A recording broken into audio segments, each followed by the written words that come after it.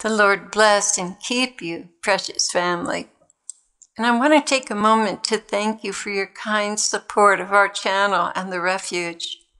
We are learning so many things each day from one another and are blessed with the most loving and supportive people imaginable.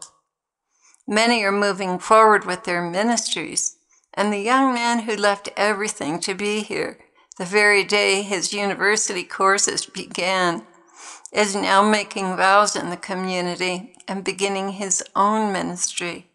A beautiful, beautiful blossoming. We are thrilled with what the Lord is doing here, and you are all such a part of this. Thank you. I want to share a dream Ezekiel had. First, I would like to say that the warning of fireballs from heaven was just the very beginning of the event as we enter a debris cloud that our solar system is passing through.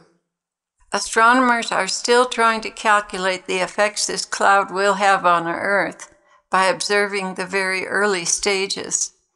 It has been said that the heavier manifestation will be in 30 to 60 days from now. So that would be, I think, June and July. Gauging from the few fireballs that have landed so far, it is a bit more hopeful than was first projected. But what is coming beyond that initial time is quite immense. And we still don't know what kind of effect it will have. But Ezekiel had a Holy Spirit dream about this very thing. He found himself down the mountain and in Taos looking for souls to minister to. They were lined up outside a clinic at the south end of town, and there were people everywhere out on the street. Most seemed very disoriented and confused, wandering like there was no place for them to go.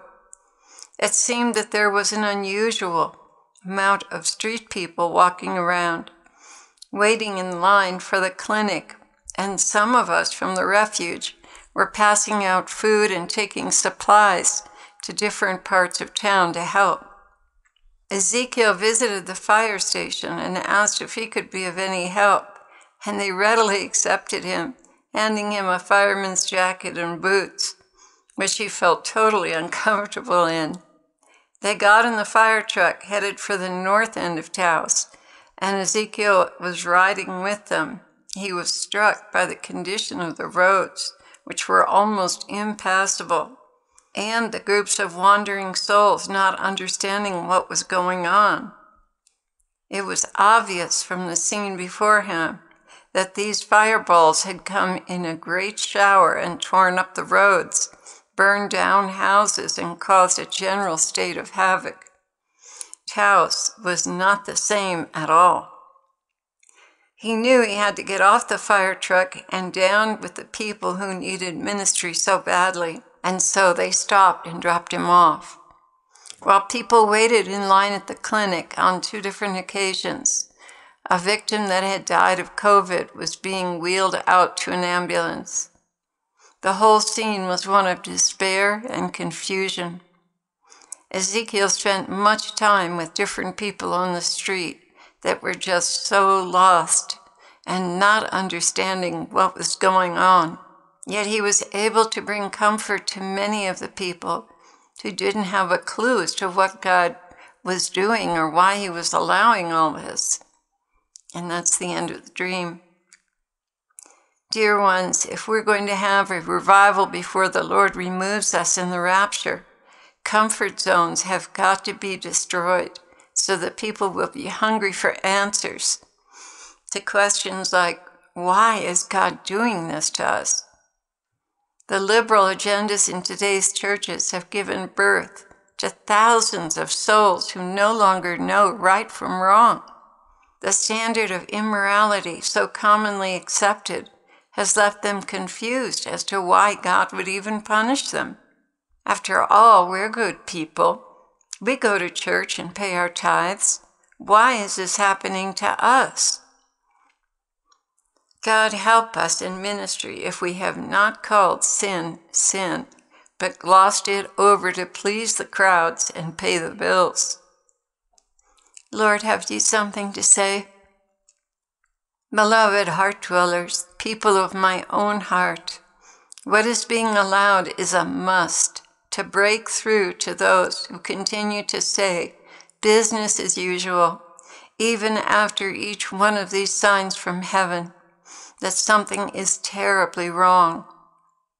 Desperately, we are trying to get the attention of those who have no conscience, because they have been taught American cultural morals rather than Christian morals. People have made their culture their religion. What is happening now all over the earth is the consequence of permissive morality, which has left the earth swimming in filth and sin. I tell you the truth, if my Father in heaven did not allow this, the cosmos itself would bring upheaval. So wicked are the ways of immoral people. Do not ever doubt my love for you, my people. Though you do not understand at times why certain things must come to pass, never doubt that they are allowed for a much higher purpose. I have told you that revival will happen before the rapture, because I need you to prepare to lay down your everyday agendas, to make time to work in the fields, bringing in the harvest. As the familiar everyday events are suspended, more time is made for you to seek out your brother and sister and tell them of my great love. Are you prepared for this? Can you lay down the many things in your lives that have nothing to do with bringing my kingdom to earth and with saving souls? I want each one of you to search your heart and ask my Holy Spirit to help you recognize the opportunities I do indeed set before you. As things continue to heat up, there will be more and more of them. Go now and ponder these requests of mine, taking them to prayer each time you have the chance to share my love with a soul. Ask when you go out, Lord, help me to make a difference in someone's life today. This is a request I will surely fulfill. My blessing is upon you now to recognize that which will bring an eternal reward from that which is purely carnal and leave you penniless in heaven. Act on this knowledge, my loved ones. Do not be like those who hear the word, but don't go out into their Father's field to gather the harvest. They say yes, but they don't go. But you be different. You prepare your hearts. Make time for souls. Study your scriptures. Spend time soaking with me.